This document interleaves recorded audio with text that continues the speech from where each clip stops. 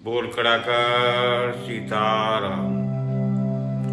तो प्रिय भक्तों, जब भगवान राम ने शिव जी के दिए हुए दान को, जो रावण को 10 शीश काटने के बाद दिए, एक दिन का दान बना दिया, विभीषण को लंका का राजा दे दिया। शिव जी कहते, पार्वती, ऐसे प्रभु को छोड़कर जो लोग दूसरों का भजन करते हैं,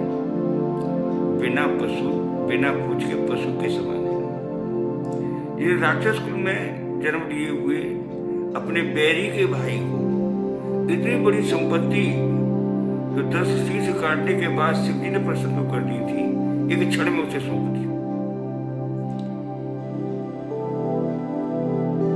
ऐसे प्रभु जो सर्वज्ञ हैं, हर हृदय में रोम रोम में वास करने वाले हैं, सर्वरूप हैं, लेकिन उदासी है। न उन्हें कोई प्रसन्नता होती है, न उन्हें कोई शोक होता है। वो हर दुख में प्रसन्न है, हर सुख में समान है। वो प्रतिपालक, करुणामय, जन जन के हितकारी, दुष्टों का नाश करने वाले, मनुष्यों के कल्याण के लिए अवतार लेने वाले परमात्मा लंकापति रावण से बड़े अनोने के साथ कहने लगे, ये भैया विभीषण, ऐसी कोई युक्ति बताओ इससे मेरी सारी सेना निर्विघ्न इस समुद्र को पार कर सके। समुद्र को कैसे पार किया जाए? तुम यहाँ के रहने वाले हो, तुम कोई ऐसी युक्ति बताओ भैया। क्योंकि समुद्र में बड़े विशालकाय मगर, बड़े विशालकाय जीव जंतु जानवर रहते हैं, और इसका जल भी बड़ा था है, दुस्तर है, बहुत लंबा समुद्र है, इसको कैसे पार किया जाए? तो विभीषण बने अनुग्रह भाव से, बोले विनीत भाव से कहने लगे, हे रघुनायक, हे रघुकुल श्रेष्ठ, तुम्हारा एक बाण इस समुद्र को, क्या ऐसे करोड़ों समुद्रों को सोख सकता है? एक बाण आपका ऐसे करोड़ों समुद्रों को सोख सकता है, और आप मुझसे पूछते हैं कि इसे कैसे पार किया जाए।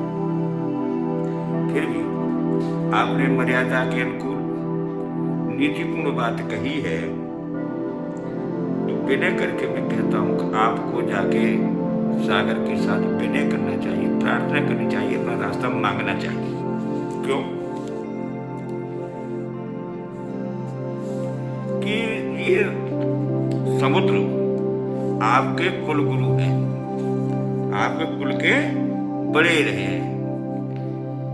क्योंकि महाराजा सगर ने 7 समुद्रों की रचना की थी, और सगर भगवान राम के पूर्वज हैं। इस आशय को लेकर के विभीषण ने कहा, प्रभु तुम्हारे कुल गुरु जलद कहें उपाय विचार। आपका कुल गुरु है, आपके पूर्वज है, ये समुद्र आप विचार के कोई रास्ता अवश्य बता देंगे। और उस बिना प्रयास के ही हम अपनी सारी सेना को लेकर, भालू और कपियों को लेकर हम उस पार जा सकते हैं। भगवान राम को अपने मित्र विभीषण की ये बात बहुत अच्छी लगी। यदि परमात्मा ने हमारा सहयोग किया तो मैं अवश्य वही करूंगा। कहते हैं, सखा कहीं तुम नीक उपाय करिए देव, जो हो साई में वैसा ही करूंगा। यदि परमात्मा ने मेरा साथ दिया तो अवश्य रास्ता मिल जाएगा। लेकिन लक्ष्मण को ये मंत्र अच्छा नहीं लगा। राम जी के विनय करने की बात को स्वीकृति देने का सुनकर लक्ष्मण का हृदय दुखी हो गया, और लक्ष्मण कहने लगे, उन पर अपना वचन रोका भी नहीं गया। कहने लगे, स्वामी, देव का भरोसा करना आलसियों का काम है। नाथ देव पर कवन भरोसा, देवता पे क्या भरोसा है? अपने बाण को, अग्निबाण को लीजिए और समुद्र को सुखा दीजिए। आपकी विनती करेंगे और ये माना नहीं माना समय बर्बाद करने से कोई लाभ नहीं, क्योंकि भगवान पर भरोसा करना कायर पुरुषों का कर्तव्य है। कादर मन कहूं एक अधारा दैव देव आलसी पुकारा, क्योंकि देवता पे वो भरोसा करते हैं जिन्हें अपने कर्तव्य पर भरोसा नहीं होता है। आलसी पुरुष होते हैं जो कर्तव्य नहीं करते। जो कर्तव्यशील पुरुष होते हैं वो अपने कर्म पर भरोसा करते हैं, और ईश्वर भी उन्हीं की मदद करता है, परमात्मा उन्हीं की मदद करता है जो कर्मशील होते हैं। आलसी पुरुष का ईश्वर भी कोई मदद नहीं करता। दैव देव आलसी पुकारा, परमात्मा के सहारे तो आलसी पुरुष बैठे रहते हैं। लक्ष्मण की बात सुन के भगवान हंस गए, बेहसे, उन्हें हंसी रोक न पाए, और रघुवीर कहने लगे सुनकर, ऐसे करो दृढ़ मंदिर आए लक्ष्मण में ऐसा भी करेंगे, थोड़ा धैर्य धारण करो। पहले विनय करेंगे, नहीं मानेगा तो ऐसा भी करेंगे। इस प्रकार से भगवान राम ने छोटे भाई लक्ष्मण को समझाया, और समुद्र के समीप जाकर के प्रणाम किया सर झुकाकर, और फिर कुशासन डालकर दर्भ डालकर आसन बिछाकर उसको शासन पर बैठ गए। इधर जब विभीषण लंका त्याग कर राम के पास आए तो रावण ने पीछे से 2 दूत उनके पीछे, सीआईडी आज की भाषा में कहा जाए तो गुप्त सूचना लेने के लिए उसके पीछे 2 निशाचर भेज दिए, सुख और सारंग नाम के। उन्होंने भगवान राम के रामादल में विभीषण के प्रवेश, राम जी का विभीषण के साथ संवाद, जल लेकर राम जी के किए हुए तिलक का दृश्य, सब कुछ उन्होंने कपट वेश बनाकर, बंदर का वेश बनाकर सब कुछ देखा वो गुप्तचरों ने। वो मन ही मन भगवान राम के स्वभाव को, इस करुणामय चरित्र को देखकर वो दोनों निशाचर जो गुप्तचर थे उन्होंने भगवान की लीला को बड़ा सराहा, बड़ी प्रशंसा की कि देखो कितनी जल्दी उदार हृदय भगवान, कितनी जल्दी इस पर प्रसन्न हो गए कि अपने दुश्मन के भाई को भी अपने में मिला लिया, उसके अनुसार उसको राज दे दिया, और उसकी बात मानकर तपस्या करने बैठ गए। कैसे प्रभु, ये कितने करुणा में अपने शरणागत पर प्रेम करने वाले ऐसे प्रभु को पाकर के विभीषण धन्य है, धन्य है, धन्य है, इसका हृदय में विचार करने लगे दोनों निशाचर।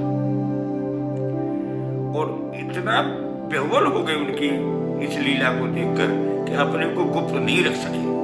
वो स्पष्ट रूप से राम के गुणों का बखान करने लगे। वो भूल गए कि हम कोई गुप्तचर हैं, ये हमारा भेष कपटी है। उनका उन्हें इसमें ध्यान ही नहीं रहा, उनकी लीला में इतने ध्यानस्थ हो गए, और इसी कारण से उनकी पहचान हो गई रामादल में। रिप के दूत कपिन तो जाने, तो निशाचरों के दूत पहचान लिया, बंदरों ने जान लिया कि ये हमारे रामादल का बंदर नहीं है। तो रामादल के बंदर तो भगवान से पीछे से आ रहे थे, उन्हें सब लीला को जानते थे। आज अचानक इस प्रकार की भाषा करने वाले 2 बंदर अलग से कैसे इस प्रकार की बात कर रहे हैं, उनकी पहचान हो जाती है। इसलिए दोनों उन निशाचरों को बानर के वेश में आए थे, बानरों ने बांध लिया,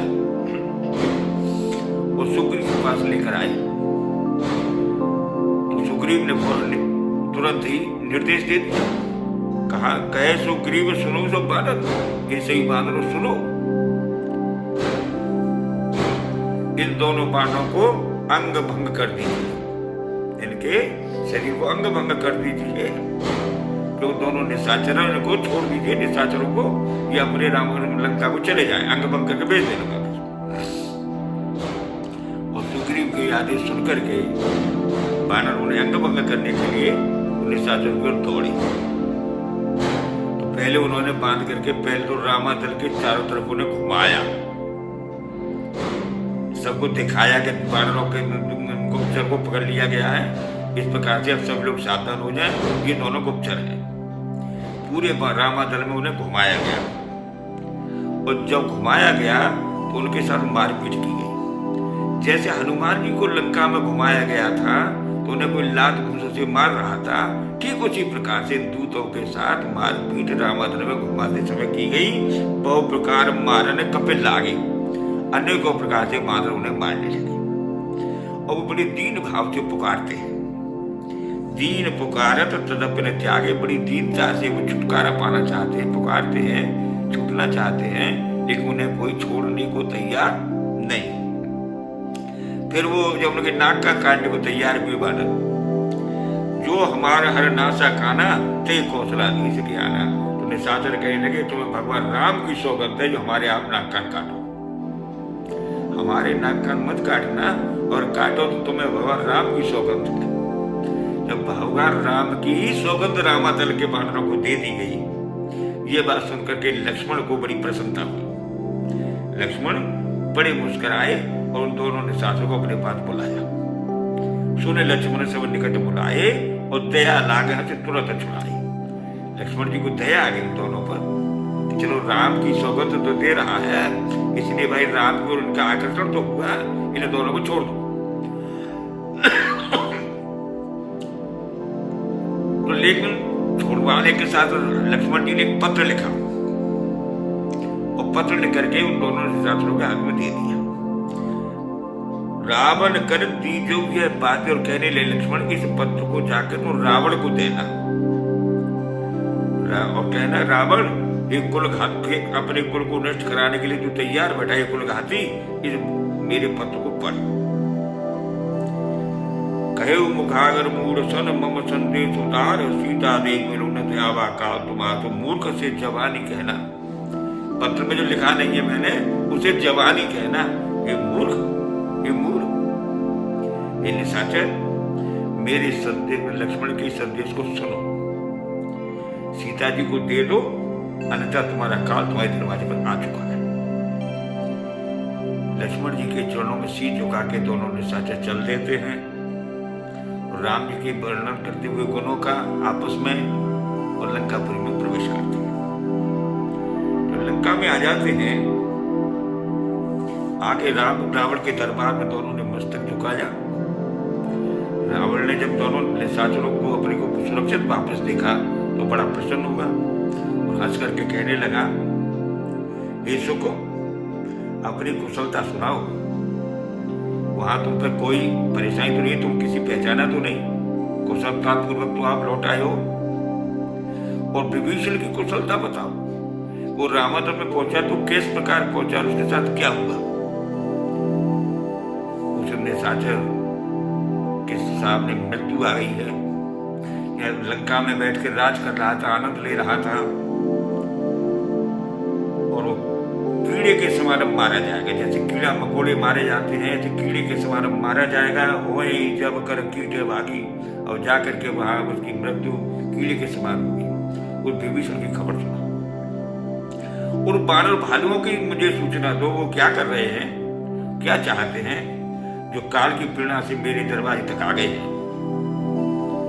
उनके जीवन का रखवारा मात्र समुद्र बना हुआ है, समुद्र के किनारे उस किनारे पर इसलिए बचे हुए हैं, जब समुद्र के इस पार आ जाएंगे तो उन्हें निशाचर खा जाएंगे, कुछ समुद्र में डूब जाएंगे।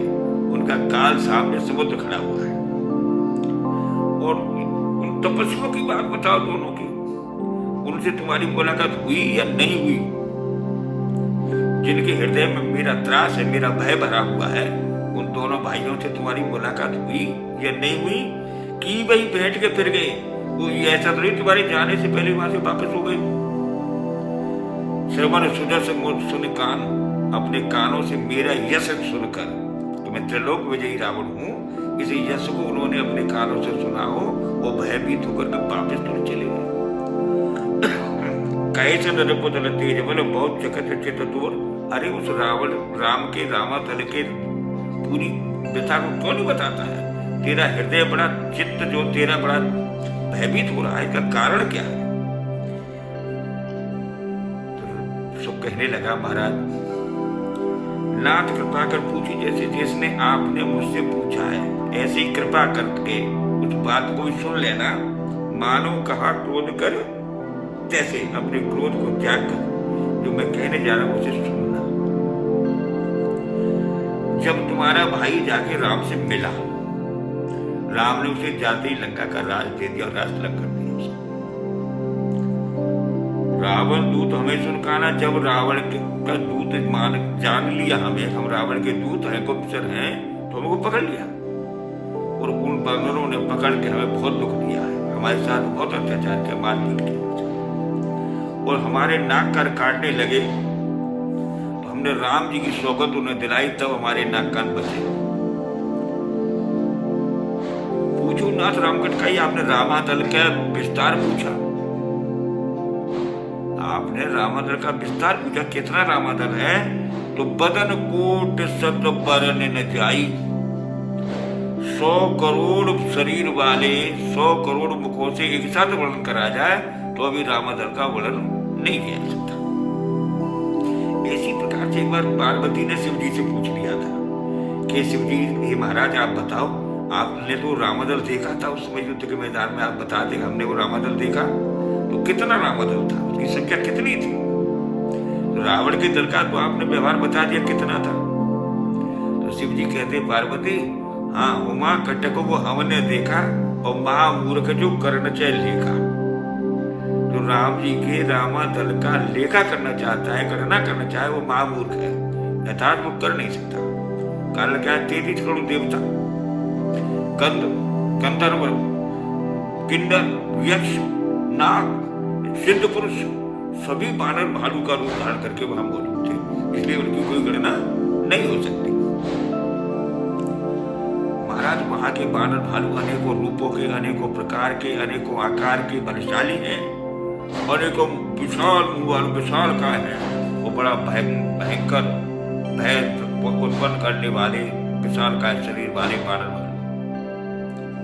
जिस बानर ने लंका में आग लगाई, अर्थात हनुमान, जिस बानर ने तुम्हारी लंका में आग लगाई, वो सब बानर दल में मुझे सबसे कमजोर दिखाई दिया। हतोत्साहित करना, रावण को हतोत्साहित करना। जिस रावण एक बानर को तुम पूरा लंका नहीं पकड़ पाए, वो तुम्हारा सबसे कमजोर है, उससे तो बलशाली बहुत है महाराज।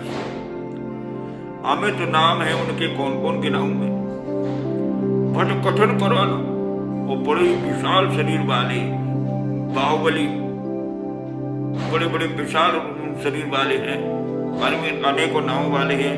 अमित नाग बल विपुल विशाला, अनेकों नागों के बलों से भी अधिक बलशाली है। फिर भी मैं कुछ नाम आपको बताता हूं। अब जो 12 नाम बताते हैं, 12 जो नाम है वो सुग्रीव के समान बलशाली हैं, और सुग्रीव ने रावण को पटक पटक के मारा था उसी लंका में, रावण युद्ध होने से पहले। रावण युद्ध होने से पहले ही मारा है मुझे पटक करके, अखाड़े में कूद गए थे, सुग्रीव रोक नहीं पाई अपने को, उसी के अखाड़े में जाके मारा उसको। द्रुविद, मयंत, नील, नल, अंगद, गद और विकटास, दधिमुख, केहर, निषठ, शठ, जावंत, बलरास, ये बानर भालू मैंने महाराज आपको वो सुनाए जो महान सेनापति हैं। बोल खड़ा कर सीताराम।